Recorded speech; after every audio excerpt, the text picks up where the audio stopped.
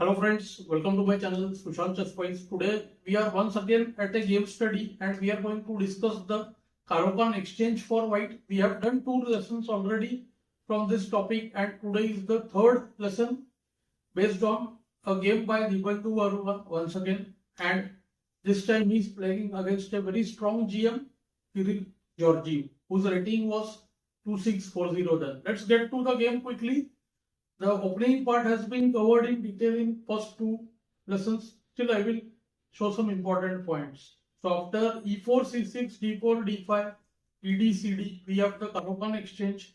White develops with bd3 and c6, and he often plays c3 first or nf3.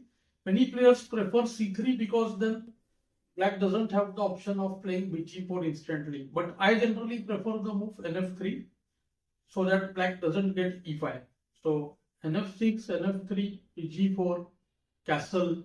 White generally intends the move bg5 and then nd2. But here see what black has done purposely. He will play the move qc7, not committing e6, so that the bishop cannot pin the knight by bg5. In the earlier two lessons, I have discussed more about bg5. Do check those. And now see here, white plays the move re1. He waits. Since instant bg5 would have allowed ne4. So see e6 and now to knight d2. The bishop didn't have great square on g5, it wasn't pinning. And now what will happen? We know black is going to play bd6, to which white had planned to play nf1. See, the knight is heading to g3. Let's say black does castle and then see knight g3, and we will try to take this bishop by the move h3, bh5, nh5. Do note that after h3, bishop g3 is played, then h takes g4 followed by g5 can give white an attack. So black played bh5 here. The bishop goes back and after ng3 wants to keep the bishop. So bishop wants to be traded for a bishop there, denying white the bishop pair. In the last game we saw how white used the bishop pair to create a dangerous attack. In this game the pattern is a bit different. See, now comes bg5 and black c is in dilemma where to castle, because if long castle then there will be b4, b5, queen a4 maybe. His own c file is opened. And short castle was played in the game where it looks like as long as there is a bishop on g6, nothing can happen, right? So white went bishop f6, gf, and he plays knight h4. See, good move in itself. The queen is maybe trying to go to f3, knight is heading to h5, queen has the option of going to g4 as well. Black plays re8, denying any possibility of capture on g6 followed by taking on e6 perhaps, and white plays nh5. This was one of his ideas. You must note that bh2 is very dangerous here. bh2, kh1, f6 would hang, and then g3 would trap the bishop on h2. So just see queen d8 protecting f6, and here comes see queen f3. This move looks like a waste of move because see, what is the point? It looks like if bishop takes h5, then see queen h5, and after f5, I think things are very difficult. White has the ideas based on nf5, ef, bishop takes f5. h7 will come under fire and it will be winning for white.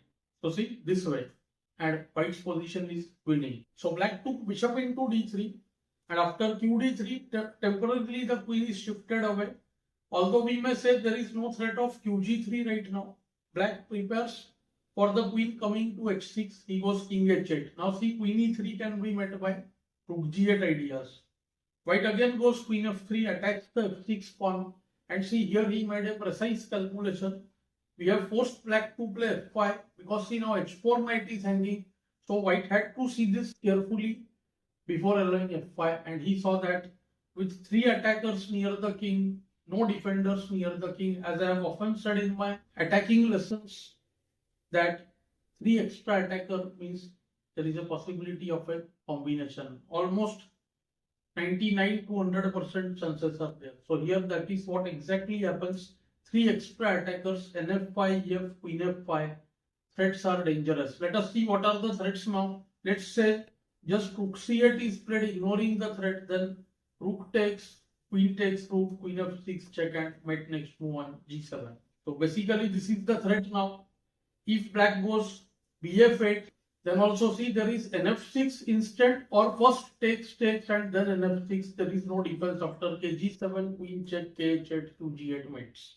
Finally, there is the possibility of be7. There is an interesting tactical point here. Often the sack rook e7 wins. Here there is a small point though.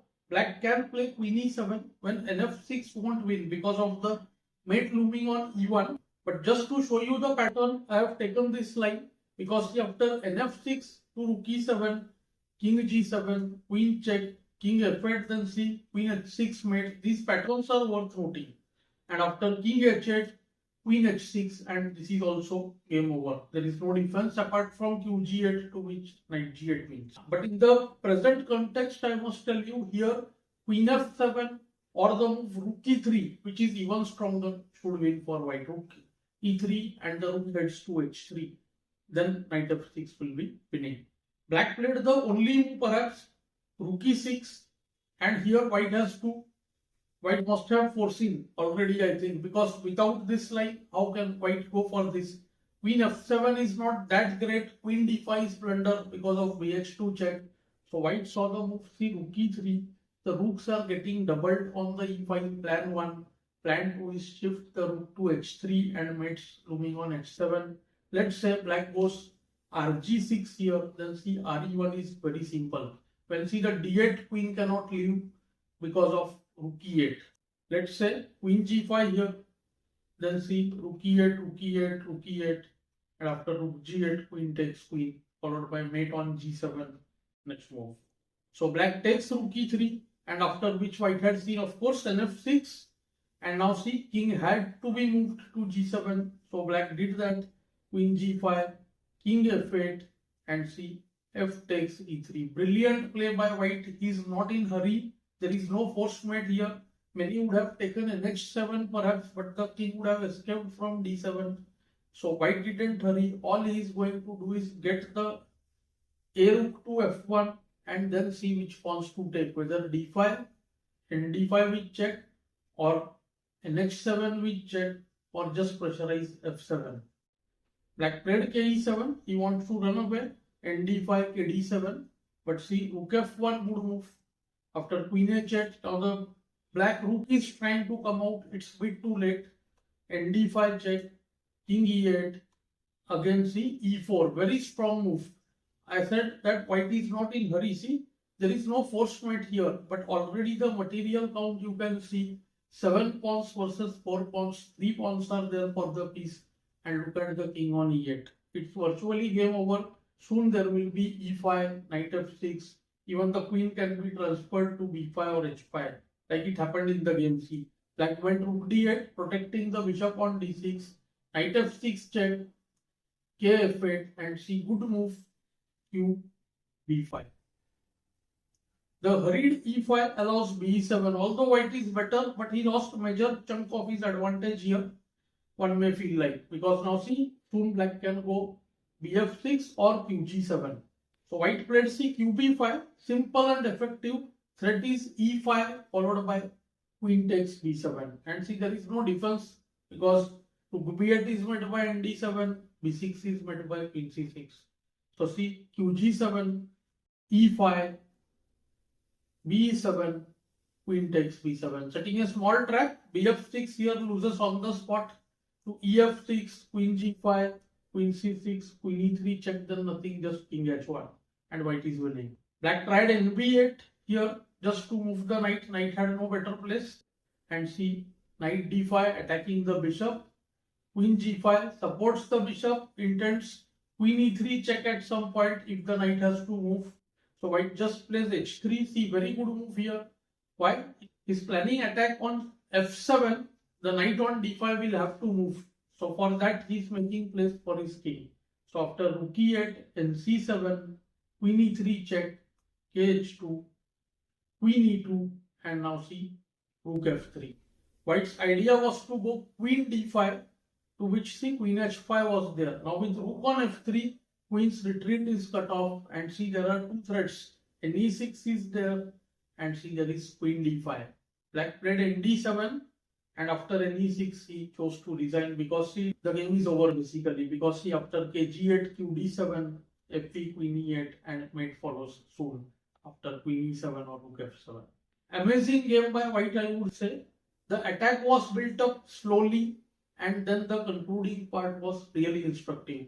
So this kind of game study not only teaches us how to handle the opening, it teaches us how to take the middle game and take the attacking skills to higher level. I hope you have enjoyed this lesson. Do let me know in the comments below. Thanks for your time.